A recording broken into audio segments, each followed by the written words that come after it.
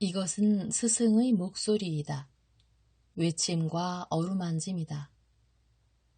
이 목소리가 회개하기를 원치 않는 사람들에게 말할 때에는 외침이 되고, 비록 불완전하더라도 하느님과 그분의 말씀을 찾아내려는 착한 뜻을, 하느님과 그분의 말씀을 찾아낸 다음에는 자기를 거룩하게 하려는 착한 뜻을 가진 사람들에게 말할 때에는 어루만짐이 된다. 이 사람들에게는 말씀이 친구의 어루만짐이 되고 예수의 축복이 된다. 27. 성모님이 라자로와 아리마테아의 요셉을 접견하신다. 638. 1951년 8월 21일. 성모님은 아직도 최후의 만찬의 집에 계신다. 늘 계시는 당신 방에서 혼자 아주 고운 암압으로 바느질을 하고 계신데 길고 좁은 식탁보 같다. 이따금씩 고개를 들어 정원을 내다보시고 벽에 비친 해의 위치로 시간을 측정하신다. 집 안에서나 거리에서 소리가 들려오면 주의를 기울여 들으신다. 누군가를 기다리시는 것 같다.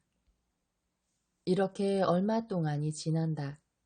그러다가 집의 문을 두드리는 소리가 들리고 그 다음에는 서둘러 문을 열러가는 샌들 소리가 들린다. 복도에서는 남자들의 목소리가 울리는데 그 목소리가 점점 더 커지고 더 가까워진다. 성모님은 귀를 기울이신다. 그러다가 그분들이 여기로 오셨나? 무슨 일이 일어난 걸까? 하고 탄식하신다. 성모님이 아직 이 말씀을 하고 계시는 동안에 누군가 방 출입문을 두드린다. 우리 주 예수에 의한 형제들 들어오세요 하고 성모님이 대답하신다. 라자로와 아리마테아의 요셉이 들어와 깊은 존경을 표하며 인사를 드리고 말한다. 모든 어머니 중에서 복되신 어머님, 당신의 아드님이시고 저희들의 주님이신 분의 종들이 문안드립니다. 그러면서 땅에 엎드려 성모님의 옷자락에 입맞춤을 한다. 주님께서 항상 두 분과 함께 하시기를 바랍니다. 무슨 이유로 그리스도와 그를 따르는 사람들의 박해자들로 인한 논란이 아직도 그치지 않고 있는 이때에 나를 찾아옵니까? 무엇보다도 먼저 어머님을 뵈려고 왔습니다. 어머님을 뵙는 것이 아직도 주님을 뵙는 것과 같고 이렇게 해서 주님이 이 세상을 떠나신 데 대해서 슬픔을 덜 느끼게 되니까요. 그리고 어머님의 아드님이시고 저희들의 주님이신 예수님의 다정하고 가장 충실한 종들이 제 집에 모여서 한 결정을 어머님께 제안하려고 왔습니다. 하고 라자로가 대답한다. 말씀하세요. 당신의 사랑이 내게 말을 할 것이니 나는 또 내 사랑으로 당신의 말을 듣겠어요. 이번에는 아리마테아의 요셉이 이렇게 말한다. 어머니, 방금 말씀하셨지만 어머님의 아드님이시고 하느님이신 분과의 친족 관계로나 믿음으로나 우정으로 가까웠던 사람들에 대한 논란이 한층 더 악화해 가고 있다는 것을 어머님도 아시지요. 그리고 저희들도 어머님이 아드님의 천주성과 인성이 완전히 드러난 것을 보시고 아드님이 전적으로 모욕당하시고 또 전적으로 영광스럽게 되신 것을 보신 이곳을 떠날 생각을 안 하신다는 것을 모르지 않습니다. 순환과 죽으심을 통하여는 참 사람이심을, 영광스러운 부활과 승천을 통하여는 참 하느님이심을 완전히 드러내신 이곳을 말입니다. 또 저희들은 어머님이 사도들을 혼자 내버려 두기를 원치 않으시고 그들에게 어머니가 되어주시고 그들이 첫 번 시련을 당할 때에 인도자가 되어주시고자 하신다는 것도 모르지 않습니다. 어머님은 하느님의 지혜가 자리 잡으신 분이시고 영원한 진리를 드러내 보이시는 성령의 정배이시고 당신의 외아들의 어머니로 영원히 선택하신 아버지께 영원으로부터 사랑받는 딸이시며 아버지의 그 말씀의 어머니이시니 그 말씀은 어머니의 태중에서 인간으로 형성되시기 전부터 또는 스승 가운데의 스승이 되시기까지 나이와 지혜가 자라는 아들로서 어머님을 모시게 되기 전부터 분명히 당신의 무한하고 지극히 완전한 지혜와 교리를 가르쳐 주셨을 것이니까요. 예수께서 하늘에 올라가신 지 열흘 후에 놀라운 전도를 하고 사도로서 나타난 이튿날 요한이 저희들에게 그 말을 했습니다.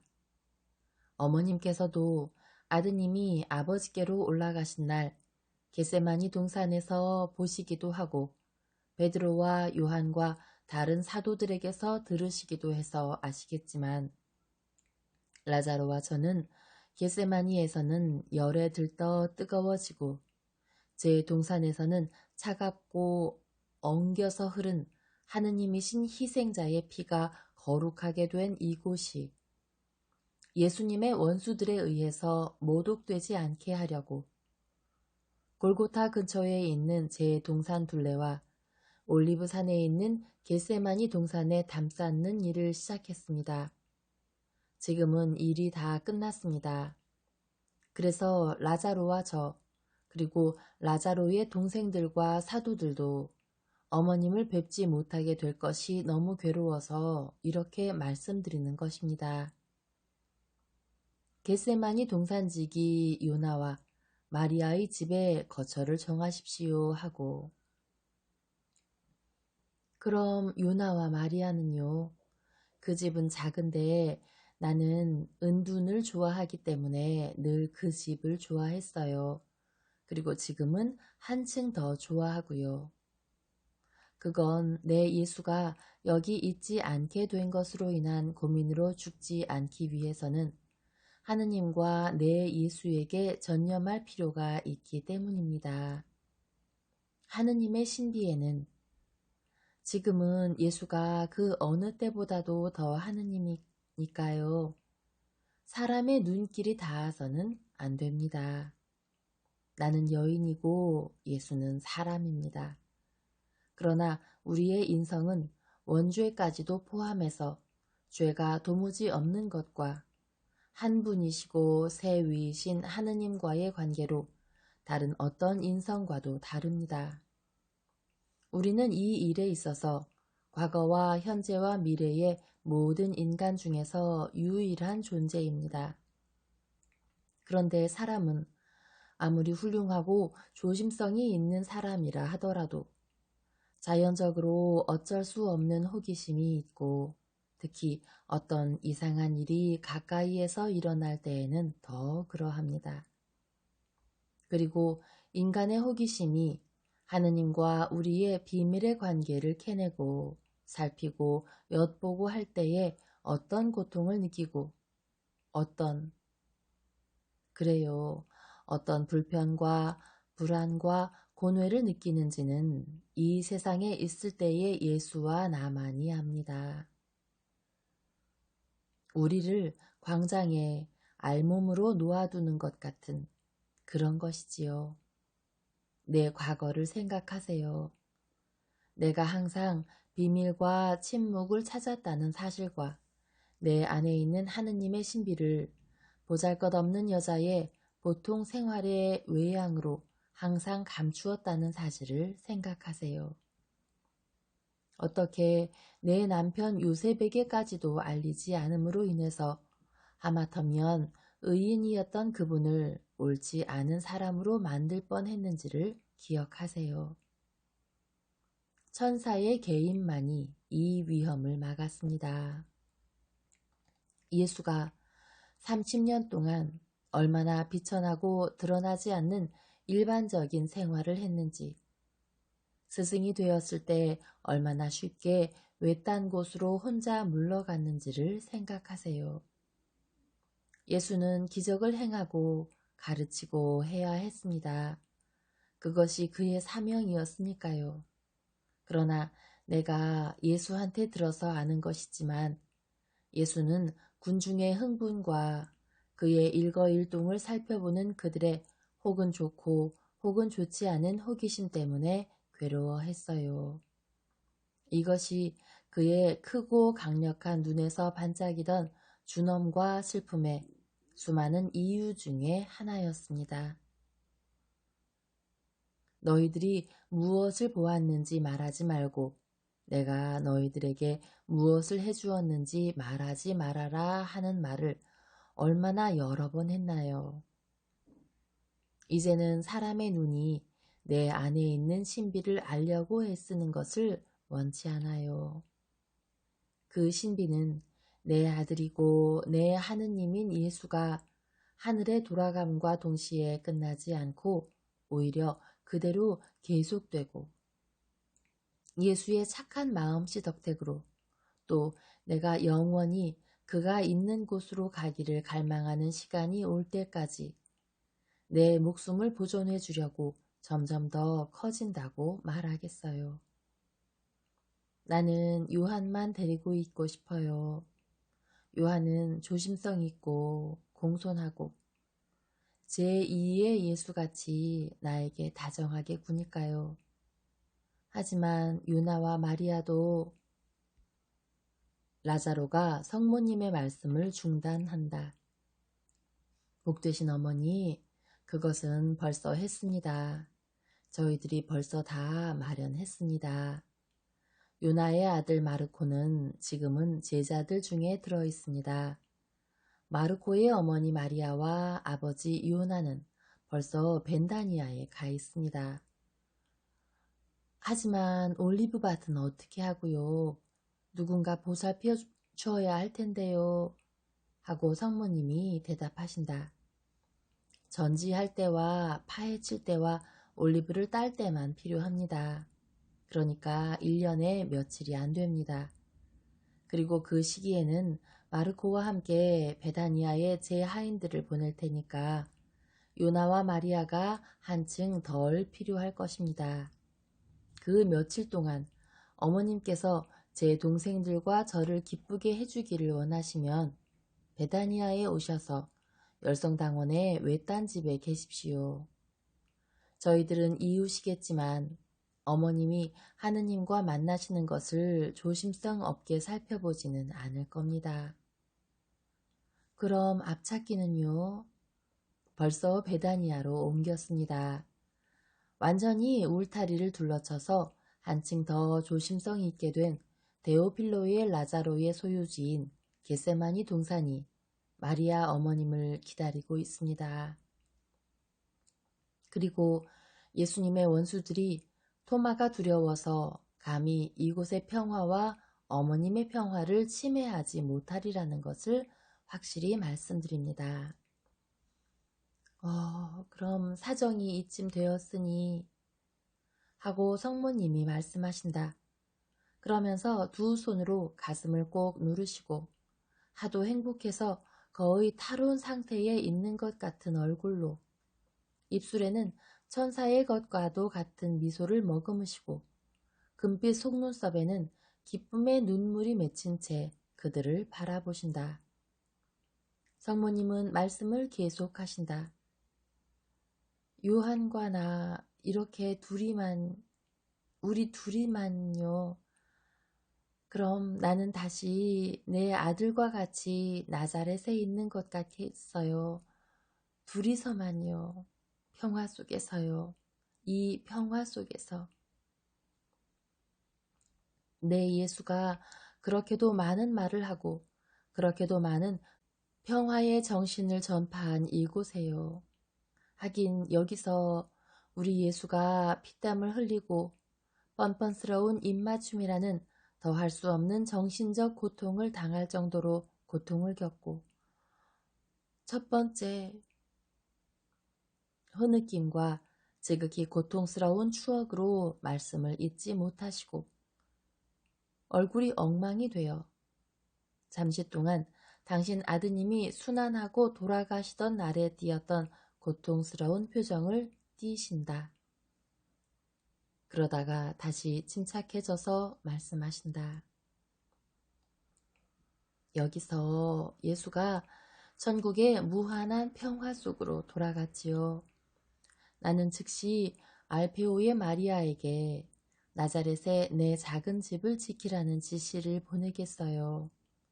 그 집에서 신비가 이루어졌고 지극히 순결하고 지극히 거룩한 내 남편이 세상을 떠났고 예수가 자랐기 때문에 나에게는 대단히 소중합니다. 대단히 소중해요. 그렇지만 예수가 의식 중에 의식을 제정해서 사람들을 위하여 빵과 피와 생명이 된 이곳, 고통을 받고 구속을 하고 그의 교회를 세우고 그의 마지막 강복으로 만물을 좋고 거룩하게 한 이곳만큼은 소중하지 않아요. 여기 머무르겠어요. 그래요. 여기 남아있겠어요. 겟세마니 동산에 가겠어요. 그리고 거기서 성벽 바깥쪽을 끼고 골고타에도 가겠고 내가 하도 많이 울었던 요셉 당신의 동산에도 가겠어요. 그리고 처음에 내 아들을 통해서 그 다음에는 나 자신을 위해서 정말 많은 사랑을 베풀어준 라자로 당신의 집에도 가겠어요. 그렇지만 내가 바라는 것은 복되신 어머니 무언 말씀이십니까? 하고 두 사람이 여쭙는다. 나는 여기도 다시 올 수 있었으면 좋겠어요. 왜 그런고 하니 라자로가 허락하기만 하면 사도들과 내가 그렇게 결정한 건데 어머니 무엇이든지 원하시는 대로 다 하십시오. 제 것은 모두가 어머님의 것입니다. 이 말씀은 먼저 예수께 드린 것인데 이제는 어머님께 드립니다. 그리고 어머님이 제 선물을 받아주시면 은총을 받을 사람은 항상 저입니다. 내 아들, 당신을 이렇게 부르게 해주세요. 나는 이 집, 그러니까 최후의 만찬의 집을 우리가 모임과 형제적인 아가페의 장소를 만드는 걸 당신이 허락해 주었으면 합니다. 맞습니다. 아드님께서 영원한 의식을 제정하셨고 사도들과 제자들을 주교직과 사제직에 올리심으로써 새 교회를 세우신 곳이 이곳입니다. 이 방이 새 종교의 첫 번째 성전이 되는 것은 당연합니다.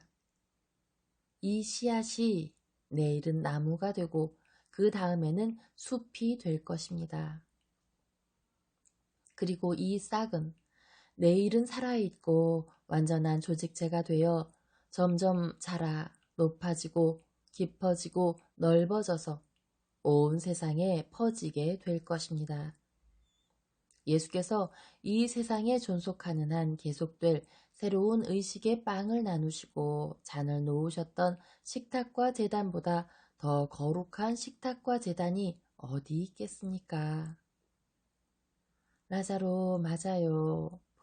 보세요. 내가 깨끗한 식탁보를 만드는데 몰두하는 것은 그 제단을 위해서예요. 나는 누구보다도 더 힘있게 믿고 있으니까요. 빵과 포도주는 살과 피를 가진 바로 그 예수이고 사람들에게 생명을 주는 거룩하고 지극히 순결한 살이고 세상을 구속하는 피라는 것을 그 누구보다도 굳게 믿고 있으니까요. 아들과 그 어머니에 대해서 늘 친절하고 조심성 있고 동정심 가득한 두 분에게 성부와 성자와 성신께서 강복하시기를 바랍니다. 그러면 결정되었습니다. 받으십시오. 이것은 겟세마니 동산의 울타리에 여러 격자문을 여는 열쇠이고 이것은 진열쇠입니다. 그리고 하느님께서 어머님께 허락하시는 만큼 또 저희들이 보잘것없는 사랑으로 바라는 만큼 행복하십시오. 라자로가 말을 마친 지금 이번에는 아리마테아의 요셉이 말한다. 그리고 이것은 제 동산의 울타리 열쇠입니다. 하지만 당신은 거기 들어갈 권리가 있는데요. 마리아 어머니, 저도 열쇠 하나가 또 있습니다. 동산지기는 의인이고 그의 아들도 그렇습니다. 어머님은 동산에서 그 사람들과 저만을 만나시게 될 것입니다. 그리고 저희들은 모두 조심성 있고 공손할 것입니다. 하느님께서 두 분에게 다시 강복하시기를 바랍니다. 하고 성모님이 거듭 말씀하신다. 어머님께는 저희들의 감사를 드립니다. 저희들의 사랑과 하느님의 평화가 항상 어머님께 있기를 바랍니다. 그들은 이 마지막 인사를 한 다음 엎드려 성모님의 옷자락에 다시 입맞춤하고 떠나간다. 그들이 집에서 막 나간 길인데 성모님이 계시는 방문을 조심스럽게 두드리는 소리가 들린다. 들어오세요 하고 성모님이 말씀하신다. 요한은 그 말씀을 두 번 다시 하시기를 기다리지 않고 바로 들어와서 문을 닫고 약간 불안해서 여쭙는다. 요셉과 라자로가 왜 왔었습니까? 무슨 위험이라도 있나요? 아니다, 아들아. 내 소원이 채워진 것뿐이다.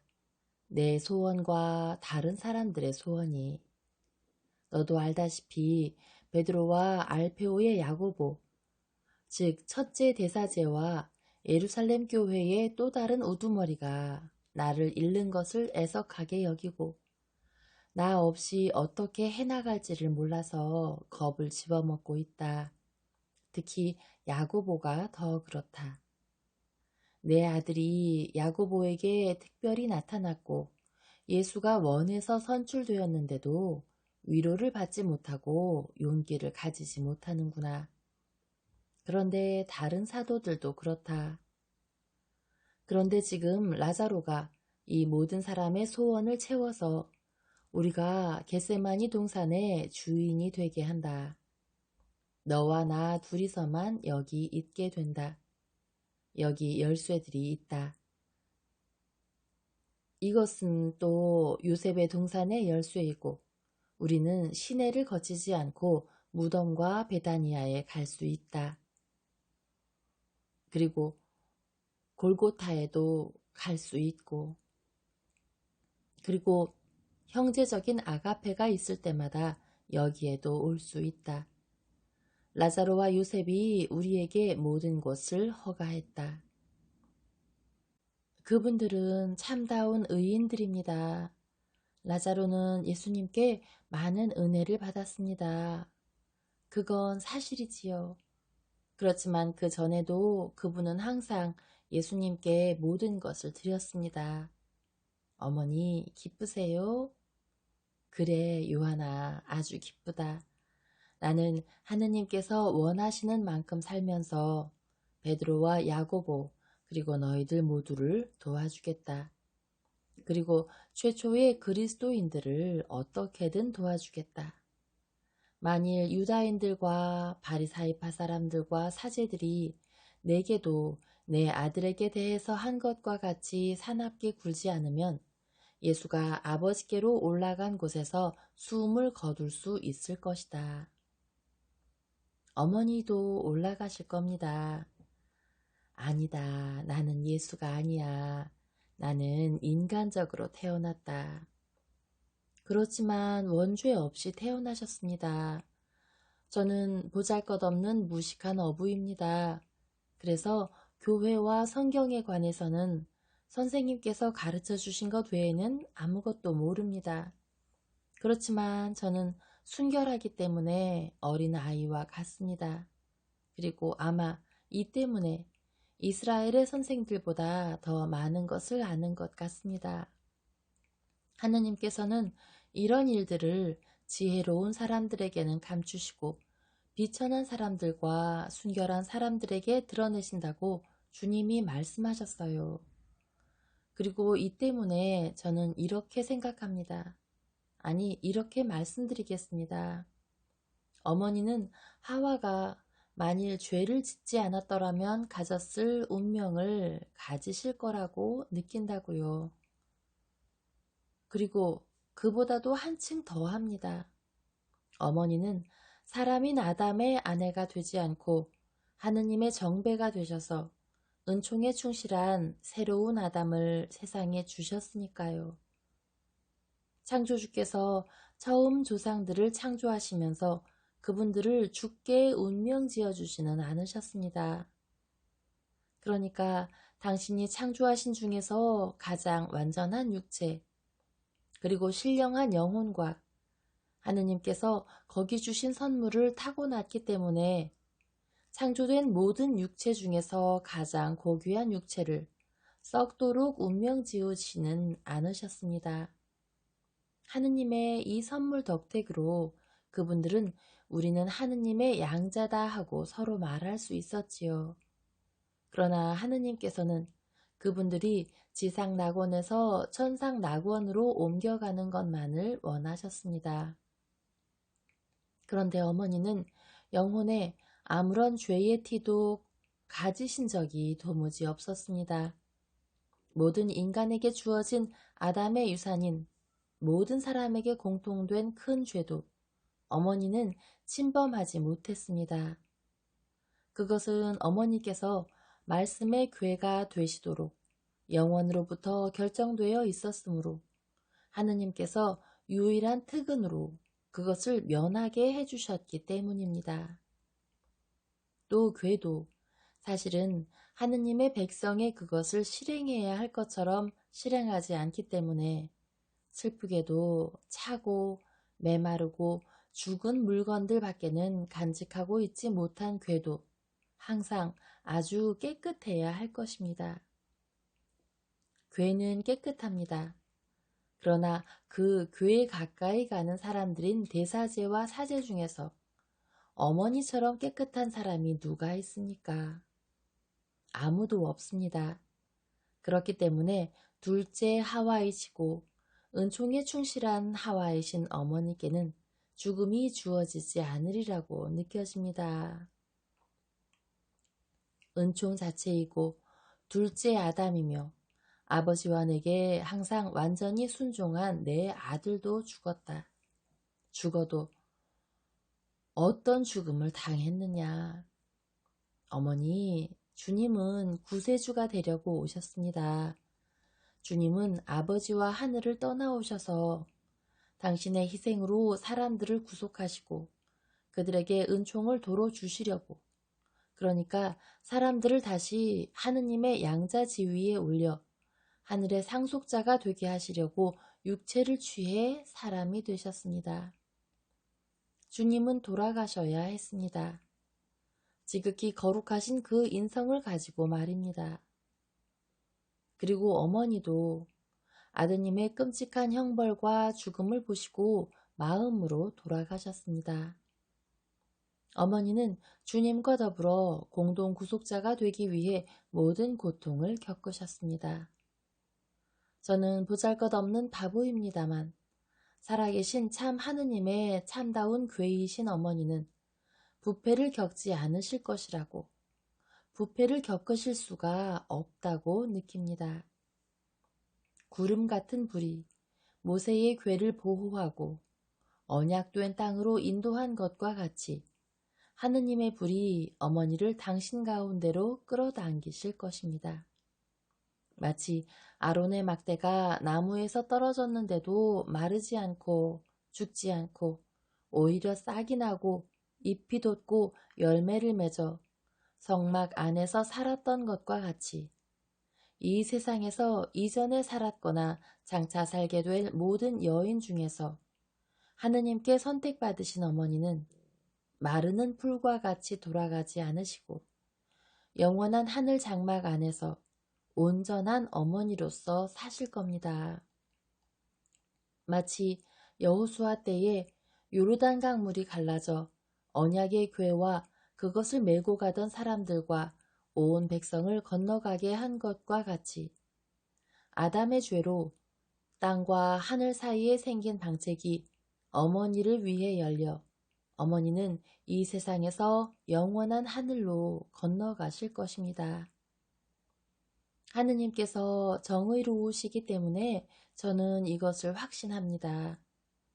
그러니까 영혼에 원죄가 없고 자의로 지은 죄도 없는 사람을 위하여 하느님께서 제정하신 법령이 어머니께 적용되는 것입니다.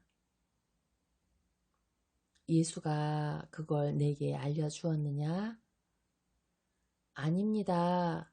제게 이 말을 해주신 분은 성령이십니다. 저희들에게 미래의 일들과 일체의 진리를 알려주실 것이라고 선생님이 미리 말씀하신 그분 말입니다. 위로자이신 성령께서는 어머니를 잃을 생각을 덜 슬프게 하시려고 제 영에다 벌써 이 말을 해주셨습니다.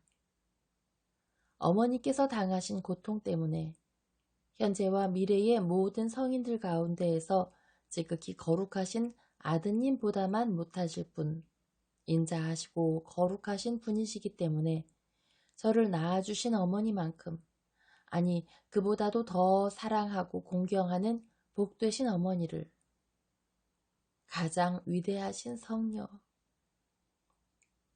그러면서 요한은 지극히 감격하여 성모님께 경의를 표하려고 엎드린다.